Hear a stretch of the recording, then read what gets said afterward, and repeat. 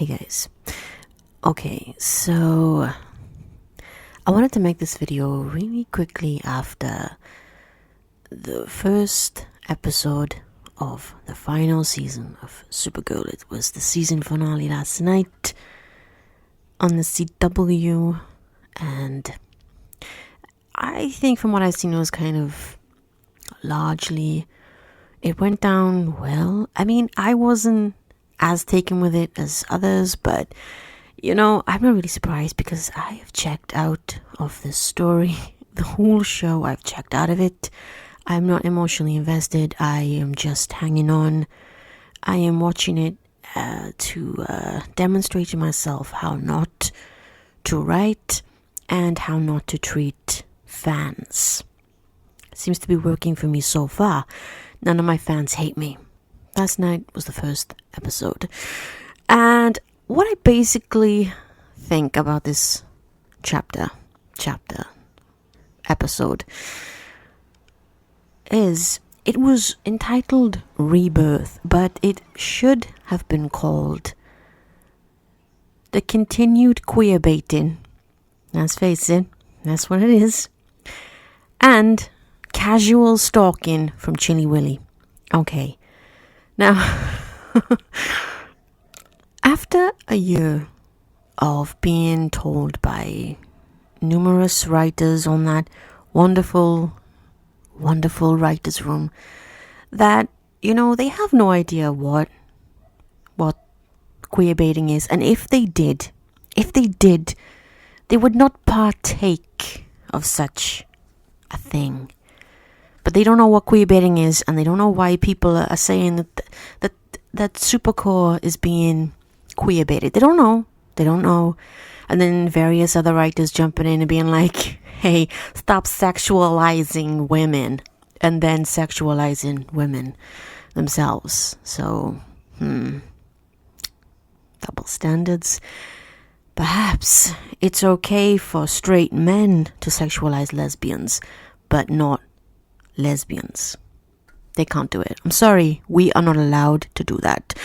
Only straight men. I'm terribly sorry. I have to break it to you. It's terrible. Anyway, so they continue to queerbait because at this point I have no faith at all in the Supergirl crew, the writers, the showrunners, even the cast, to be honest.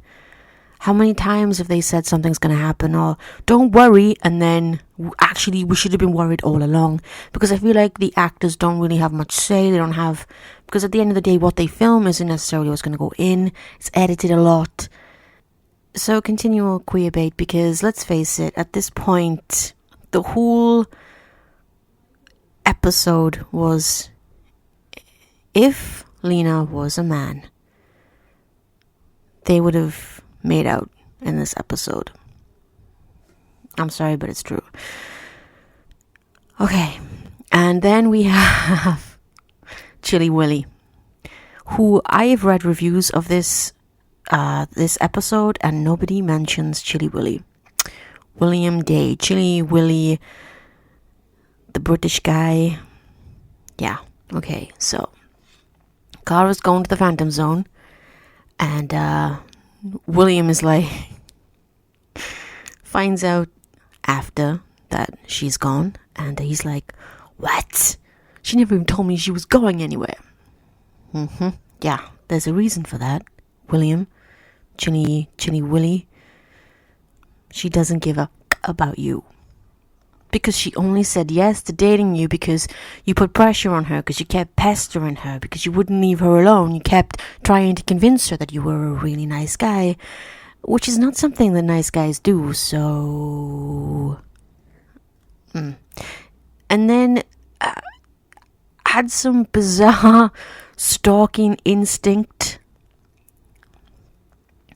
which I can only ponder as to why Supergirl continues to paint a romantic interest, or a supposed romantic interest, in this way. It's bizarre. But then also market your show as pro-feminist, for women. It's not. It's fake. It's foe. It's awful. As I said, I wasn't as taken with this episode as everybody else. This isn't a review, this is just... But like I say, I checked out. If you like the episode, great. For me, it kind of appears like Dreamer is going to take over while Kara's in the Phantom Zone. And I'm not a fan of that. I'm not a fan of it at all. It's not a big secret that I'm not a fan of the Dreamer character. I'm not particularly a fan of the actress who plays her. My own reasons. I'm not going to go into it. But for me, if anybody is going to take over from Supergirl's role, it should be Alex. That Alex, nobody else. I get it that she, superpowers. Alex doesn't have them, but Jean does. I feel like these are the two characters that have been with Kara consistently from the start. So I'm not a fan of that decision because I feel like it should have been Alex's place. Alex and John. Whatever. It is what it is. And oh god. Yeah, this episode was one thing that I liked was the Lena smacking Lex in the face. But I do feel that I was robbed of having Alex do it because there is something very, very sexy about watching Alex Danvers punch anyone. That's just my opinion, but I don't think I'm alone in voicing that opinion. Alex Danvers punching anyone is okay. Very attractive is all I'm saying, okay? I like it. I guess the episode overall, it wasn't bad. It wasn't badly written. For me, there were things that could have been left out. The Chilly Willy aspects, for instance. The actor is going on some kind of crusade to convince us all that William has a purpose and we should like him, which he's kind of turned into William, and we are Kara now, and he's sending us text messages and he'd buy us coffee if he could. He would. And he would definitely be baking us cookies and stuff just to tell us how great William is. Only we aren't written by Jessica Qualla, so it doesn't quite work in real life. It doesn't quite translate. You can't pester someone into dating you in real life. It just doesn't work. They punch you, I would imagine. Listen, take it from me, okay? A person who very recently just friend-zoned herself, okay? I'm not even exaggerating. I friend-zoned myself. Well, there's a 10% chance I didn't, but mainly I did. So trust me when I tell you these rules. So, it is what it is. William Day is just, oh god.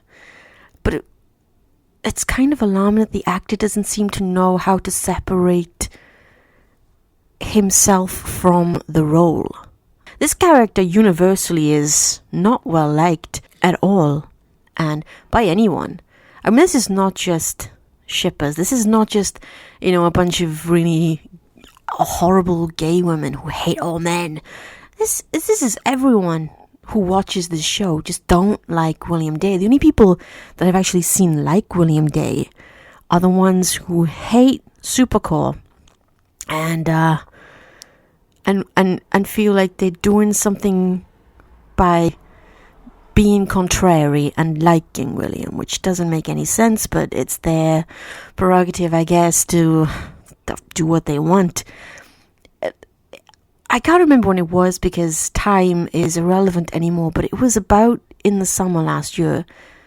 A podcast was doing a competition, a short story competition, and it was if William was the horse. I can't remember its name now. From the comics, who Kara kind of has a thing with. Yes, Kara dated a horse in the comics. Okay. I made a story of Kara story of Supergirl video a couple of weeks ago, and I did not even touch on that story. Maybe I should have done. Yeah, but I was a bit worried about, being a bit censored on YouTube. It's a bit weird, isn't it? Supergirl is dating a horse.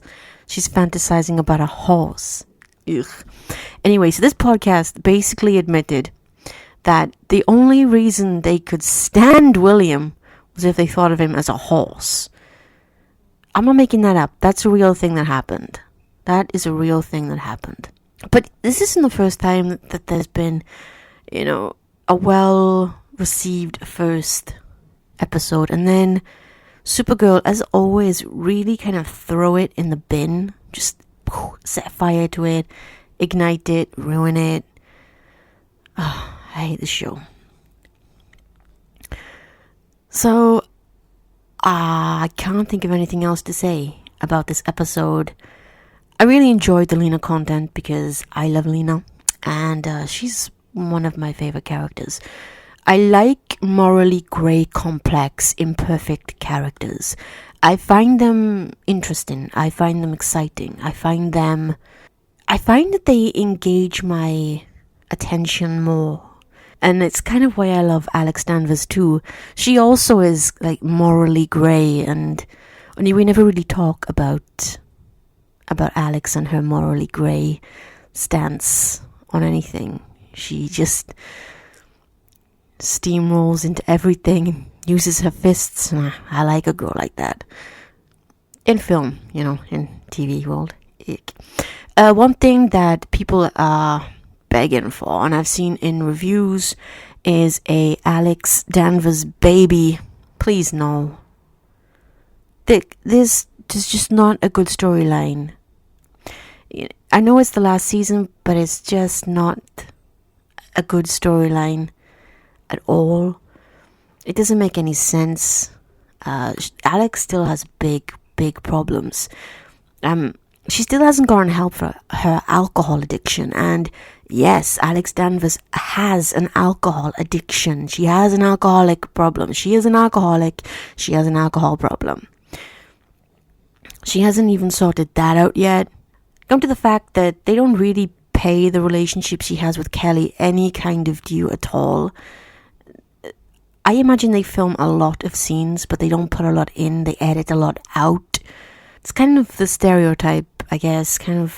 Maybe it's the stereotype that I rebel against. The whole, let's give the woman a baby and she'll be okay. They'll fix everything. No, it won't. It will make it worse, because having a baby is stressful.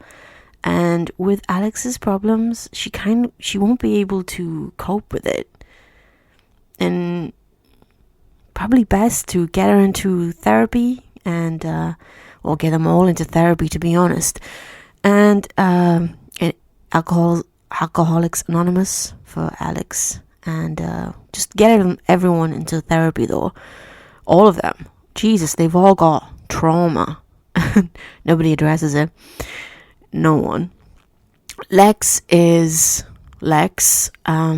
Is the thing about John Cryer is a really good Lex Luthor. And there was a lot of talk at the time because he was not that much, or was he a little bit older or not that much younger than Belinda Long. And everyone was a bit like, huh? But I feel like the moment he was first on screen, you never really questioned him as a choice at all, because he seemed like the perfect choice. So what it does is having a character who's played by an actor that's really good at it.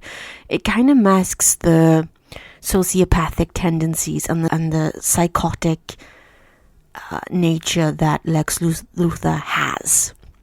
And it's really easy to ignore his darker moments. I mean, look at the way he treats Lena. Look at the way he treated her in the last season.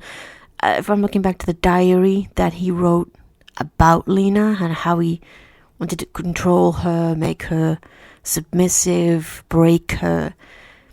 The thing about sociopaths is that they are very charming and convincing. They have lots of people who like them because it's all an act.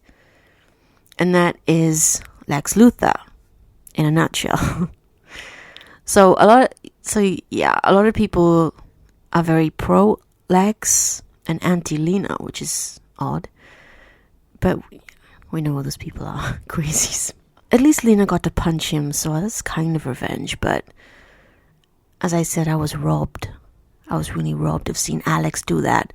Maybe in the next episode they can have Alex punch someone, anyone. I don't care who it is. Just punch someone. And then shoot it at different angles. Like really, emphasize it. Yeah, just for me. If Supergirl want to win me back, that is what they're going to have to do. Yeah, I don't make up the rules. So, that is the end of the video. It was just a little ramble about what I thought about the episode without actually going into talking about the episode, because I didn't want to make a review, because there were some bits that I don't remember, because I already recorded this once, but there was trouble with the audio and I had to record it again, so sympathies to me. So that is the end of the video. Until next time, see ya.